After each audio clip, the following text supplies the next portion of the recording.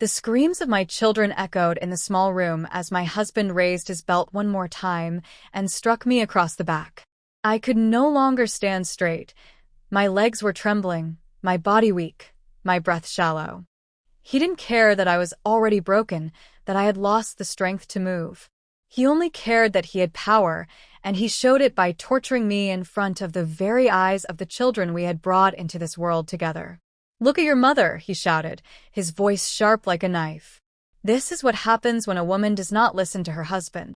The children were crying, their little hands shaking as they held onto each other.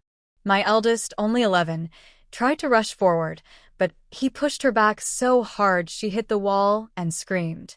I felt my body collapse to the floor, my legs no longer obeying me. The pain spread like fire through my bones, and at that moment I knew I was no longer the same. I could not walk properly anymore. I had become disabled before my children's eyes. The shame, the pain, the helplessness. It was too much to endure.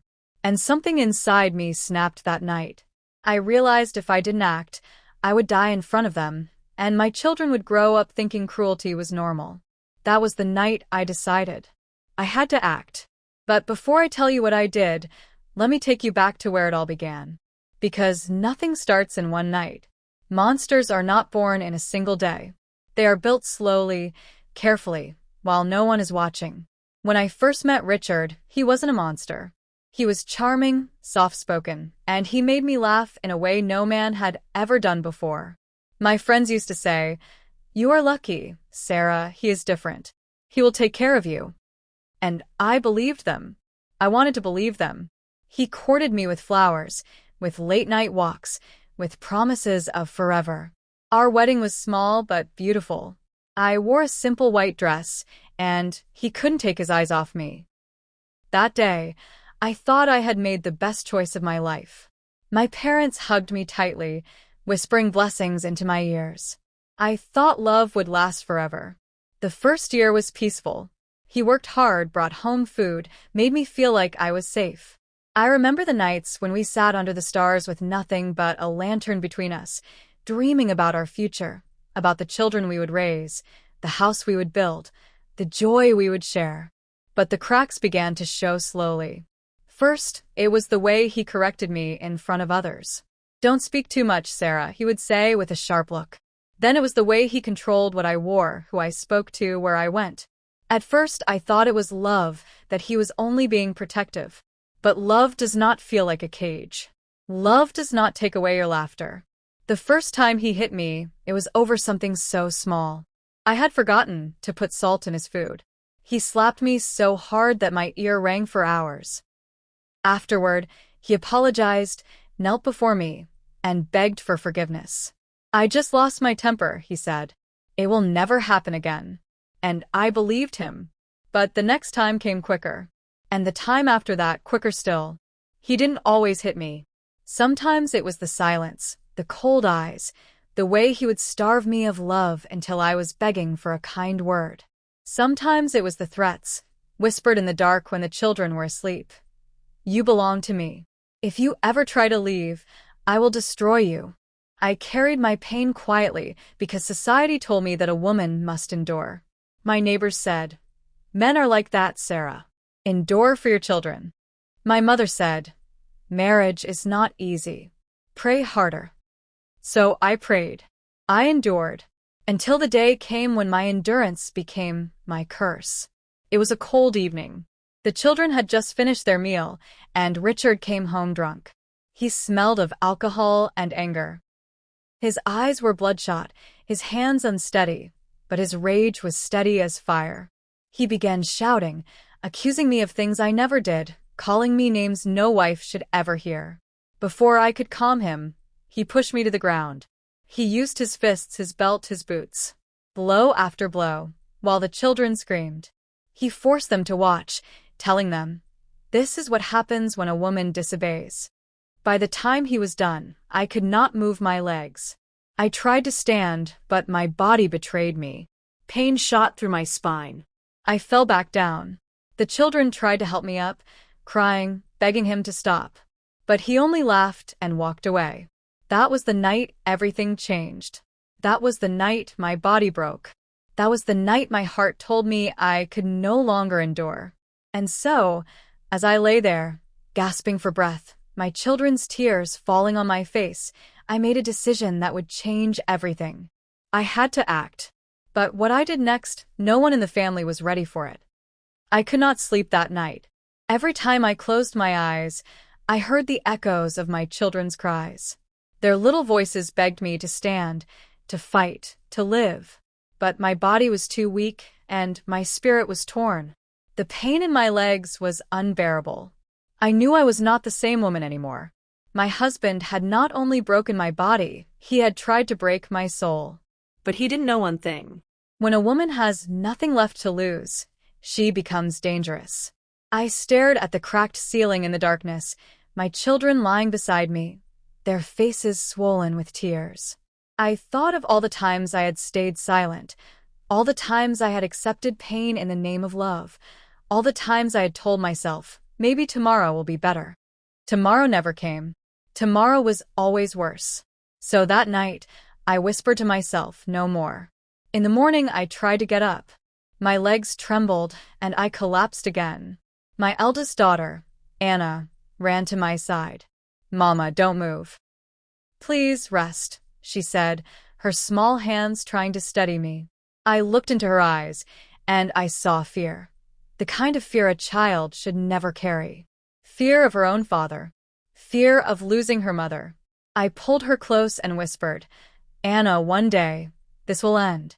Mama will make sure of it." For days, I planned silently in my mind. I knew I could not fight Richard with strength. He was bigger, stronger, and crueler. But I had something he didn't have, desperation.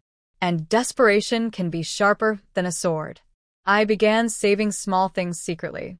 A little money from selling vegetables at the market, coins hidden in the hem of my dress, food kept aside for the children. Each secret step felt like fire in my chest, but I kept going. I smiled when he was near, pretended to obey, but inside I was building courage. Still, the torture continued. Sometimes it was a slap.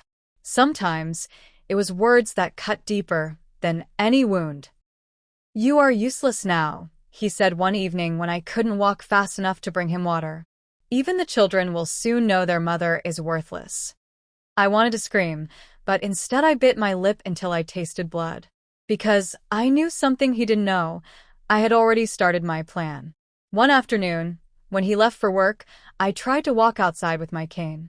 The neighbors watched me, some with pity, some with judgment. No one spoke. No one asked what was wrong. That silence cut me almost as much as his belt. I thought of going to my family, but my mother had already told me once, "Endure, Sarah. Men change." How could I go back to her now? Broken, carrying children, with nothing but shame. So I turned to the one person I thought might help, Pastor John, our church leader. I dragged myself to his office, every step heavy, every breath painful. When I finally got there, I broke down in tears. "Pastor, he will kill me," I said. "My children will grow up thinking this is love. Please tell me what to do." Pastor John sighed deeply and placed his hands on my shoulders. His eyes were sad. "Sarah, God does not want you to suffer. Endurance in marriage does not mean death. You must protect yourself and your children." His words gave me a strange strength. For the first time in years, I felt like someone was on my side. He pressed a small envelope into my hand. Inside was money. "Use this wisely. Escape if you must. God will be with you." I cried harder. That money was not just paper, it was hope. But when I returned home, hiding the envelope deep inside my clothes, I didn't know Richard had come home early. His eyes narrowed the moment he saw me enter. "Where have you been?" he asked sharply. "At the church," I said, trying to sound calm. His face darkened. "Why?" I just went to pray," I whispered. He stepped closer, his eyes burning into mine. "You're lying." Before I could speak again, his hand flew across my face, knocking me to the ground. The children screamed. He kicked me in the ribs and shouted, "If I ever find out you're planning something behind my back, Sarah, You and those children will pay for it. That night, as I lay in pain again, the envelope hidden beneath me, I realized my plan had to move faster. I couldn't wait any longer. The children's lives were now in danger too. So I decided the next time he raised his hand at me, I would act. Not later. Not tomorrow. The very next time. And that moment came sooner than I expected. One evening, when dinner was late, he stormed into the kitchen, grabbed a knife, and shouted, "If you can't serve me as a wife, maybe I should end this once and for all." The children screamed louder than ever. My heart stopped. His hand tightened on the knife handle as he turned toward me. That was the moment I acted. The knife glistened under the dim kitchen light as Richard tightened his grip, his eyes wild with fury. My children huddled in the corner, their screams piercing the night like sirens. I knew this was it. The moment I had promised myself I would not endure anymore. Fear froze my body for a second, but then something else rose inside me, something stronger than fear. It was survival. It was the voice of every mother who has ever fought for her children. I reached for the nearest thing I could find, a heavy iron pan that lay on the counter.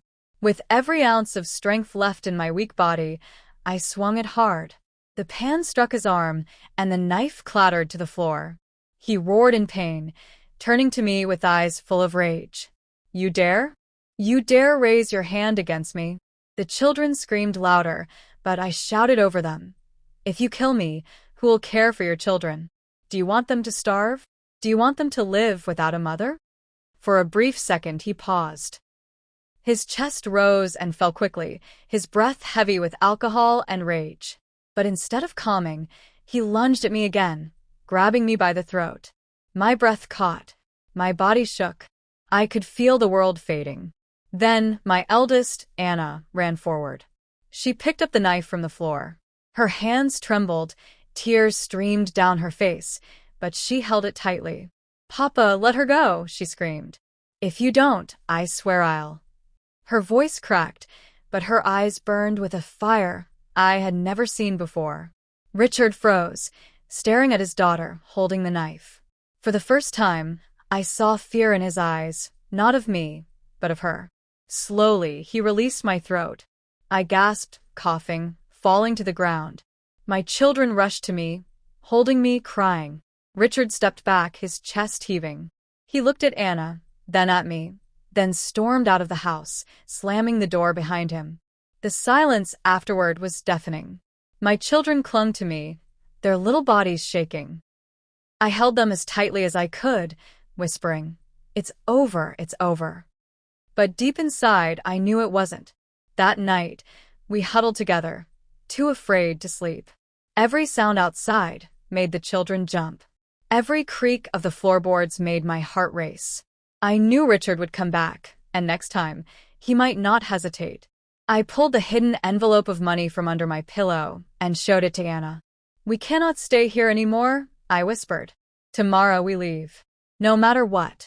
The children nodded, their eyes wide with both fear and hope. For the first time, they saw that Mama had a plan.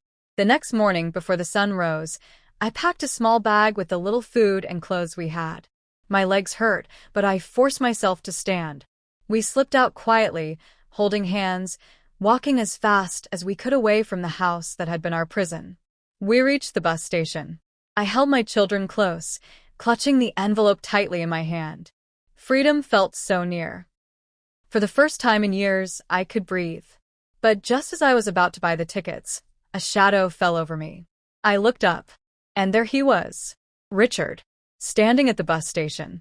His eyes dark, his fists clenched. He had followed us. "You thought you could run from me?" he growled, his voice low and dangerous. The children screamed.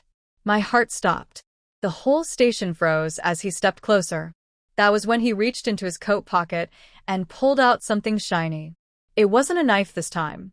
It was a gun. The gun gleamed under the weak morning light. Richard's hand shook, but not with fear, with rage. His eyes darted between me and the children as if deciding whether to shoot me or drag us all back home. The people at the bus station gasped. Some froze in place, others whispered nervously, but no one dared to step forward. It was as if the whole world had turned its back on us again. "Sarah," Richard's voice cut through the air like broken glass. "You think you can disgrace me in front of everyone? You think you can run away with my children? No. If I can't have you, nobody will." The children clung to me tightly, crying. My legs felt like stone, but my heart pounded so hard it hurt. I raised my hands slowly, my voice trembling, but I forced myself to speak. "Richard, please. Put the gun down. They're your children. Look at them. Do you want them to remember you as the father who killed their mother?" His jaw tightened. He pointed the gun at me, then at Anna. My blood turned cold. My eldest stood frozen, tears rolling down her cheeks. Something inside me broke. I couldn't let him harm them.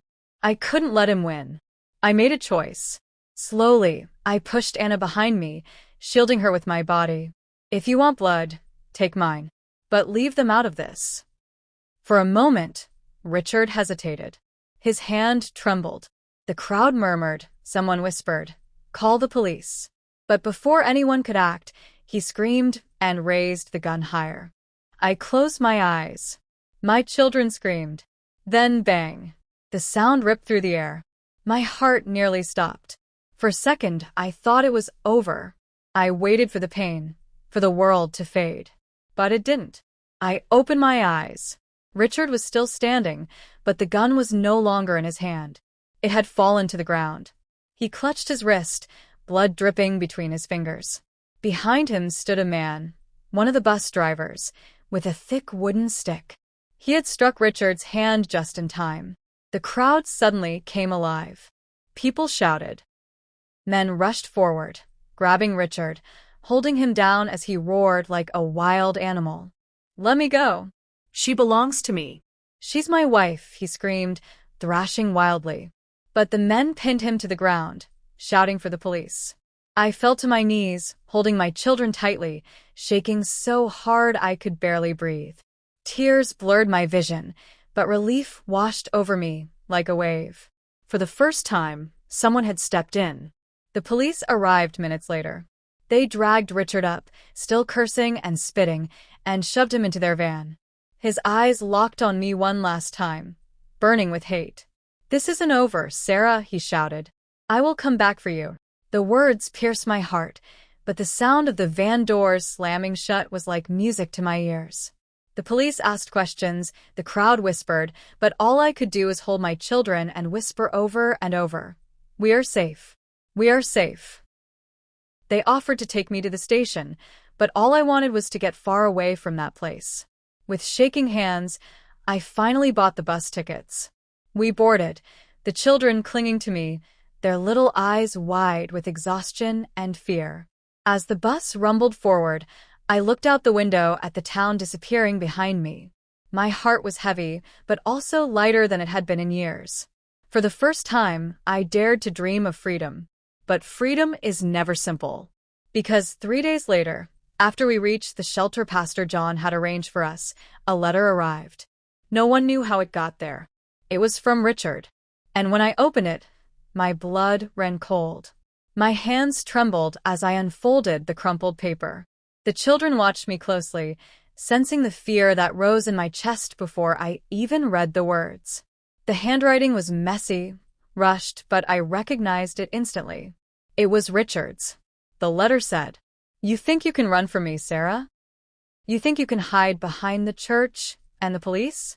No one can protect you from me. You belong to me. If I can't have you, no one will. Remember, I know where you are. You and the children will never be safe." My breath caught. My hands shook so violently that the letter slipped from my fingers and fluttered to the floor. Anna picked it up and read it silently, her little lips trembling. She looked up at me with wide, fearful eyes. "Mama, he's coming." The room felt smaller, darker. For a moment, all the hope I had gathered over the last few days crumbled. My legs, already weak, felt even heavier. My heart screamed to protect my children, but how could I protect them from a man who seemed unstoppable? I wanted to collapse. I wanted to give up.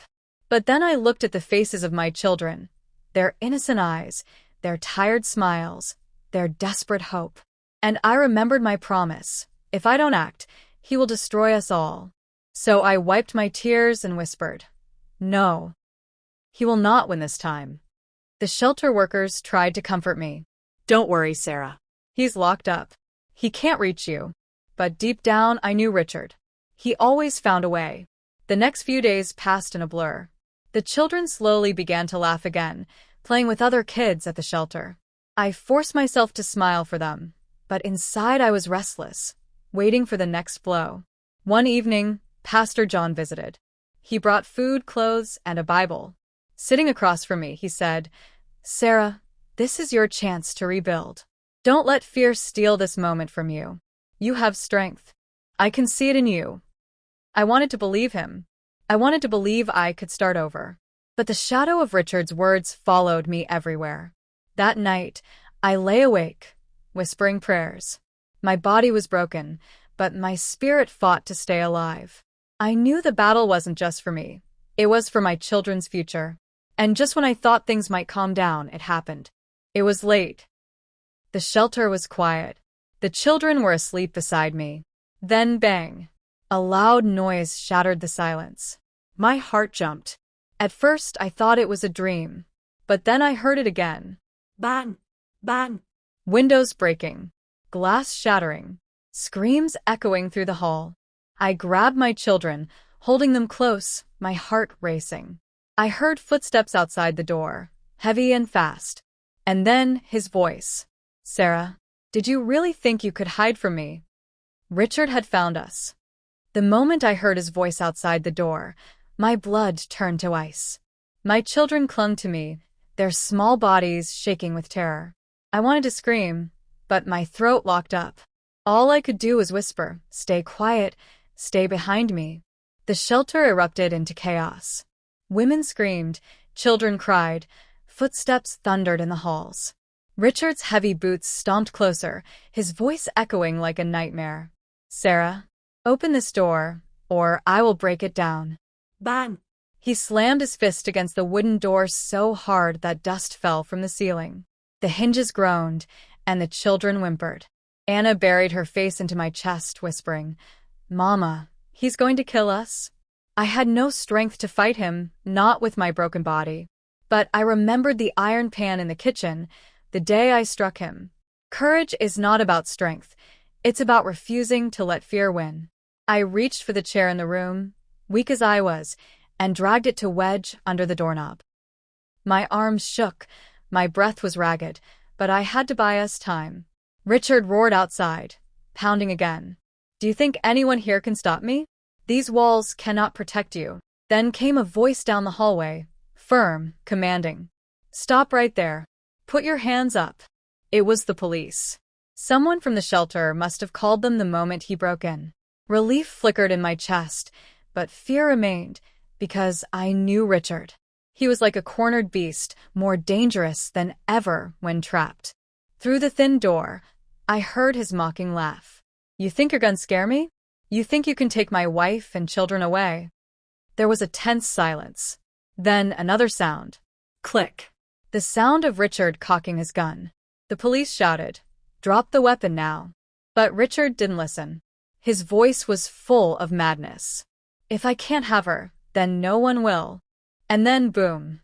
A gunshot exploded through the air. My children screamed, covering their ears. My heart nearly stopped. I didn't know if it was him or the police, or if that bullet had already found us through the thin wooden wall. I clutched my children tighter, whispering prayers through trembling lips. Then silence. Heavy, dreadful silence. I could hear the police shouting, footsteps running, chaos everywhere, but I didn't know who had been shot. And then, slowly, the door handle turned. The door creaked open, and standing in the doorway was Richard. Blood was running down his arm, but his eyes burned with fury. His gun was still in his hand. And this time, he was inside the room with us. Richard stood in the doorway, blood dripping from his arm, but the fury in his eyes made him look unstoppable. The gun shook in his hand, but not from weakness, from rage so deep it consumed him. The children clung to me, their cries muffled against my dress. My legs trembled, but I forced myself to stand in front of them. If this was going to be my last moment, I would face it as their shield. "Richard, please," I whispered, my voice raw. "Don't do this. Look at them, they're your children." He sneered. "They're mine. You're mine. All of you. And no one takes what belongs to me." The sound of police shouting outside echoed through the hall, but Richard stepped further into the room, shutting the door behind him. Now it was just him, me, and the children trapped together. "Anna, my brave eldest," whispered. "Mama, I'll protect you." She looked around desperately for something, anything, to fight with. Her tiny hands wrapped around a broken piece of wood from the chair I had wedged under the door earlier. Richard's eyes darted to her, and his face twisted with rage. "Put that down, girl," he roared, raising the gun in her direction. My blood froze. Without thinking, I stepped in front of her, spreading my arms wide. No. "If you want to shoot, shoot me. Leave the children alone." Richard laughed bitterly, the sound chilling and hollow. "That's exactly what I plan to do." He lifted the gun higher, his finger tightening on the trigger. My heart pounded so hard I thought it would burst. My children screamed, clinging to me, their little bodies shaking. I whispered a prayer under my breath. "God, if this is the end, protect them. Don't let them see me fall in vain." Then bang! The gun exploded, the sound deafening in the small room. I staggered back, waiting for the pain, waiting for the world to end, but something strange happened. I wasn't the one who fell. Richard dropped the gun, clutching his chest. His eyes widened with shock, blood spreading across his shirt. Behind him, in the doorway, stood one of the policemen with his weapon drawn. For a moment, time froze. Richard's mouth opened as if to speak, but no words came out. His eyes locked on me one last time, full of rage, full of hatred, and then he collapsed to the floor with a heavy thud. The children screamed, hiding their faces in my dress. My whole body shook, torn between shock and relief. The officer rushed in, shouting, "Get them out! Get them out now!" Two policemen pulled me and the children to safety. My legs barely carried me, but I held on to my little ones tightly as they led us down the hall. My mind spun with questions, with terror, with disbelief. Was it finally over? Had the nightmare ended? But just as we stepped outside into the cold night air, I heard one of the officers shout from inside the room. "He's still breathing! He's still breathing!" The officer's voice echoed through the hallway, slicing through the night like a blade. My body froze. My children clung to me tighter, their cries muffled against my chest. I wanted to collapse right there on the cold steps of the shelter. My mind screamed, "Why won't this nightmare end?" The police rushed back inside, their boots pounding against the floor. I could hear them shouting orders. "Secure him! Don't let him move!" Another voice barked, "Call for an ambulance!" I sat trembling, holding Anna's hand so tightly that her fingers turned cold. She whispered, her voice small and broken, "Mama, what if he comes back again?" I looked into her wide, tear-filled eyes. I wanted to promise her that everything was going to be fine, that monsters don't come back after falling, but I couldn't. Richard had defied death before. He was like a shadow that refused to leave, no matter how much light entered the room. The ambulance arrived quickly. I watched as they carried him out on a stretcher, his face pale but his chest still rising and falling. His eyes fluttered open for a moment, and in that split second, they found mine. The corners of his mouth twitched into the faintest smile. It wasn't relief. It wasn't gratitude for being alive. It was a promise, silent but deadly. "I'm not finished with you yet." I shuddered, clutching my children even closer. The officers assured me, "Don't worry, ma'am. He'll be under guard at the hospital. He won't be able to hurt you anymore." But their words felt like paper in a storm. I had heard promises before, and Richard always found a way. The shelter gave me a separate room for the night, away from the broken windows and bloodstains that haunted the halls. The children finally fell asleep, their little bodies exhausted from crying. But I couldn't close my eyes. I sat by the window, staring out into the dark street, waiting for the shadow of a man who should have been gone. Days passed. The news spread quickly. Man arrested after armed attack at women's shelter. Some called him a monster, others called him sick, but to me he was something worse. He was a ghost that still breathed. Pastor John visited again, his face lined with worry. "Sarah, you can't let fear chain you anymore," he said gently. "Use this chance to fight back, not just for yourself, but for your children. Go to court. Tell the truth. Let the world see what he has done to you." The thought terrified me. Facing him again in a courtroom, telling strangers about the shame, the bruises, the nights of torture, it felt impossible. But then I looked at Anna, at all my children. They deserved a life free from this horror. And so I agreed. The police promised protection, Pastor John promised legal help, and I began to prepare myself for the trial that would decide our future. But the night before the first hearing, as I tucked the children into their beds, a guard from the shelter knocked on my door. His face was pale, his voice trembling. "Sarah, you need to sit down." My heart sank. "What is it?" He swallowed hard before speaking. "Richard escaped from the hospital." The words hit me like a stone. Richard escaped.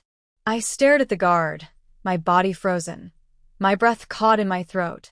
Behind me, Anna whispered, "Mama, what does he mean?" I wanted to protect her from the truth, but how could I? My children had seen enough lies, enough pain. I forced my trembling lips to speak. "It means we need to be strong. We need to be ready." But inside, I was breaking. How could this be happening again?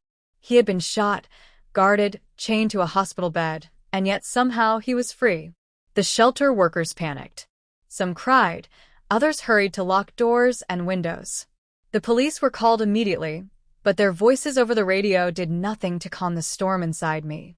"We're searching the area. Stay inside. Do not leave." That night was the longest of my life. Every creak of the floorboards, every gust of wind against the window made my heart race. The children tried to sleep, but they clung to me as though their little arms could protect me from a man who had already stolen so much. I whispered prayers over them. "God, hide us. God, protect us. Don't let him find us again." Morning came, but the fear didn't fade. Pastor John visited once more, bringing bread and milk. His face was grave. "Sarah, you can't stay here. He knows this place. If he's desperate enough, he'll come back. We must move you somewhere safe." My heart sank. How many times would we have to run? How long could I keep dragging my broken body and terrified children from place to place like hunted prey? But Pastor was right. We had no choice. The police arranged for us to be moved to a safer location outside the city. They placed us in a van, 2 officers in front, me and the children in the back. As the engine roared to life, I held my little ones close, whispering, "This time, we'll be safe." The drive was quiet, tense. Every passing car made me flinch. Every shadow on the road looked like him. My heart refused to believe we were out of danger. Then, halfway down the empty highway, it happened. A loud crash. Metal against metal. The van jolted violently, throwing us sideways. The children screamed. The officers shouted. The van spun out of control and slammed against the guardrail, the tires screeching. Before I could catch my breath, I looked through the shattered window. Another vehicle had rammed us. A black car. And standing outside, stepping out slowly, was Richard. His face pale, his arms still bandaged, but his eyes alive with madness. He had found us again. And this time, there was no crowd, no shelter, no police backup. Just us, trapped on an empty road. Richard raised a crowbar in his good hand, slamming it against the van's hood with a roar. "This ends tonight, Sarah," he bellowed. The metal crowbar slammed against the hood of the van, sending sparks into the air. The children screamed, their small hands clutching me so tightly that their nails dug into my skin. My body ached, my legs weak, but I pulled them close and whispered, "Don't look. Don't be afraid. Mama's here." The officers stumbled out of the van, dazed from the crash. One of them reached for his gun, but Richard was faster. With a wild swing, He knocked it from the officer's hand and sent it skidding across the asphalt. "You think you can keep my wife from me?" Richard roared, his voice like thunder. "I told you all, she belongs to me." The second officer tried to tackle him, but Richard fought like a man possessed. The crowbar cracked against the officer's shoulder, and he fell with a groan of pain. My heart raced. I knew this was at life or death. No neighbors to scream for help. No shelter walls to hide behind. Just us, Richard, and the empty road. I shoved the children under the back seat of the van. "Stay down. Don't come out, no matter what you hear." Then, with every ounce of courage I had left, I crawled out of the van. My legs wobbled, my body screamed in pain, but I stood there in the middle of the road, facing him. "Richard," I shouted, my voice shaking but loud enough to cut through his madness. "If you want me, then leave them out of this. This ends with me." He turned, his eyes locking on mine. They burned with hatred, but behind that fire was something else.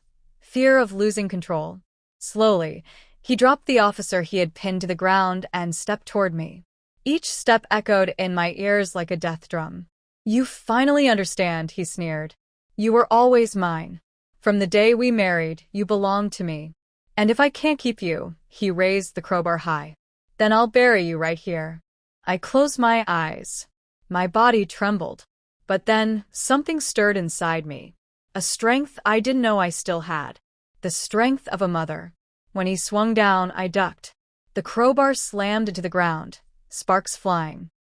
In that split second, I grabbed the fallen officer's gun lying nearby. My hands shook violently, my breath ragged, but I aimed it at him. "Don't!" I screamed. "Don't come any closer." Richard froze. His eyes widened, then narrowed. He took one step toward me. "Sarah, you don't have the courage." My children's cries echoed from inside the van. I thought of all the nights of pain, the bruises, the threats, the moments I nearly died. I thought of Anna holding that knife in the kitchen. I thought of the promise I made. If I don't act, he will destroy us all. My finger tightened on the trigger. Then bang! The gunshot echoed through the night. Richard staggered, his eyes full of shock. The crowbar slipped from his hand, clattering onto the road. For a moment, he just stared at me, like he couldn't believe I had done it. Then, slowly, he collapsed onto the asphalt, motionless. The silence that followed was deafening.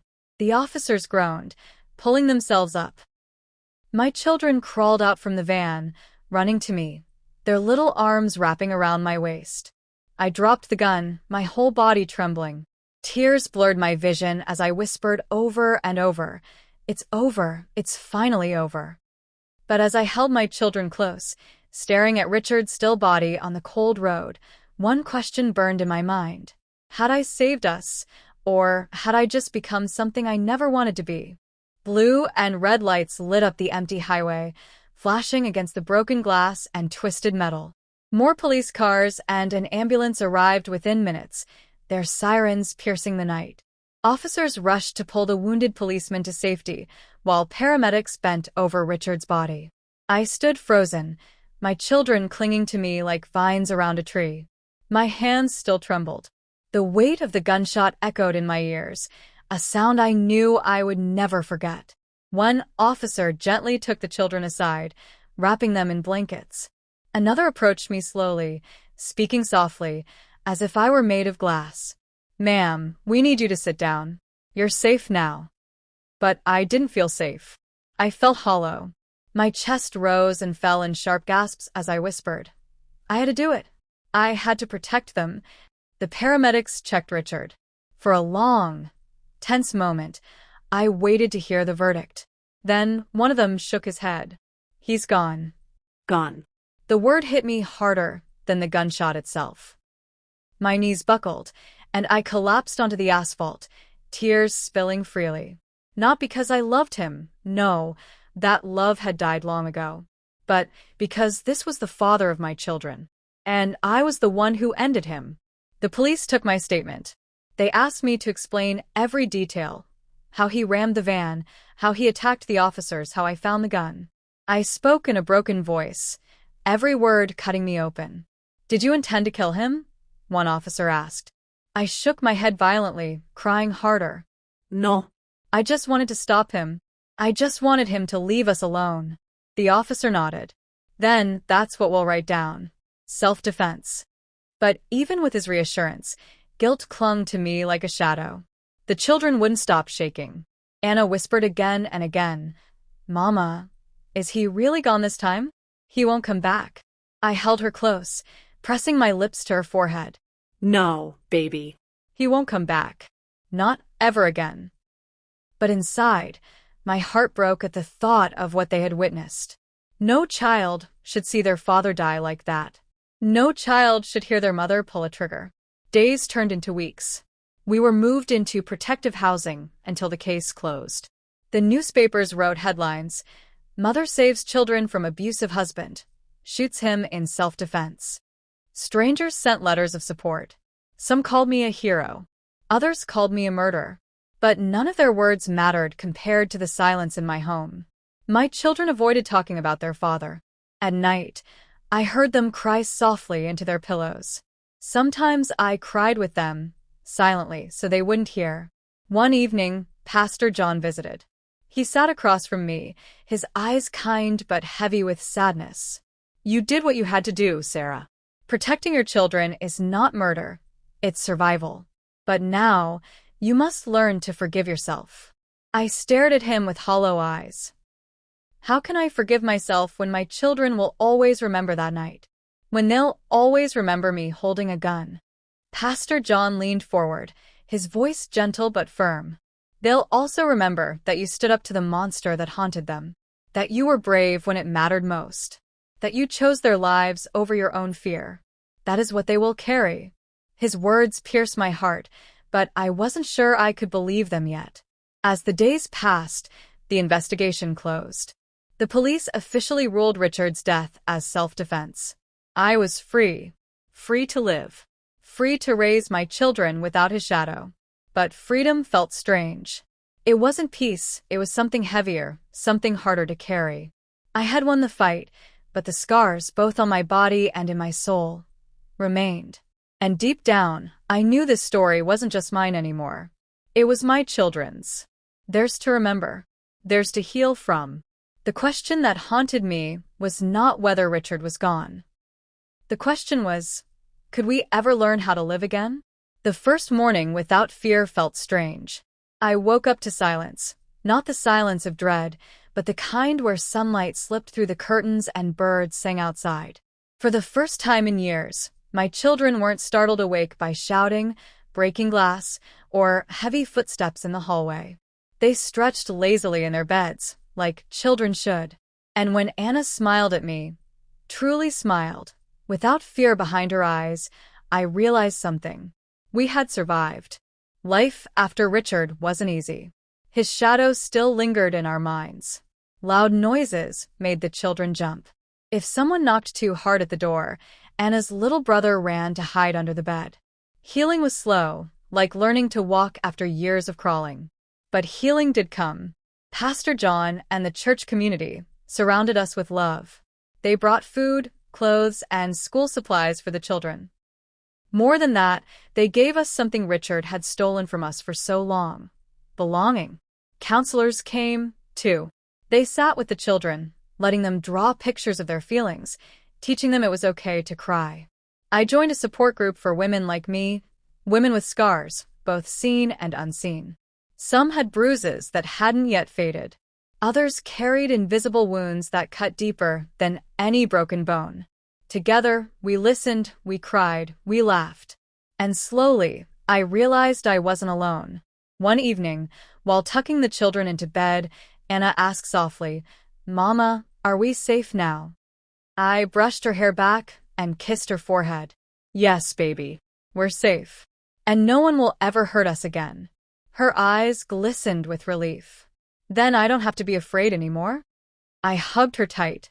No. You don't have to be afraid. Because we're free. That word, free, became the seed of our new life. Months later, I stood at the front of the support group, my hands trembling but my voice steady. My husband tortured me in front of our children until I became disabled. I began. Gasps filled the room. Some women lowered their eyes because they knew I couldn't endure it anymore. So I had to act. Not just for me, but for my children. Today, I am standing here not as a victim, but as a survivor. The women clapped. Some cried. And for the first time, I didn't feel shame in telling my story. I felt strength. The children grew braver, too. They started laughing again, running in the park, drawing pictures of sunshine instead of storms. Slowly, our house became a home. Not haunted, but full of light. I still carried guilt. I still dreamed of that night, of the gunshot that ended everything. But over time, I learned something important. I didn't destroy my family. I saved it. And I knew if Richard could see us now, smiling, learning, healing, his rage would turn to dust. Because he couldn't win. We did. The lesson I carry and the one I share with anyone who listens is this. Silence is the enemy. Endurance is not love.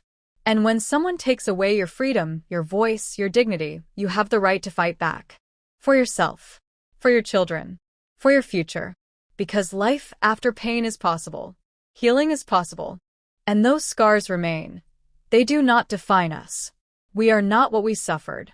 We are what we survived. Life lesson. Silence in abuse only feeds the abuser. Enduring pain is not love, and no child should grow up in fear. Sarah's story teaches us that courage is not the absence of fear, but the decision to act despite it. Protecting yourself and your children is not weakness. It is survival. Healing is slow, but it is always possible. You are not what you suffered. You are what you survived. Don't forget to like, comment, and subscribe for more touching video stories that inspire and heal hearts.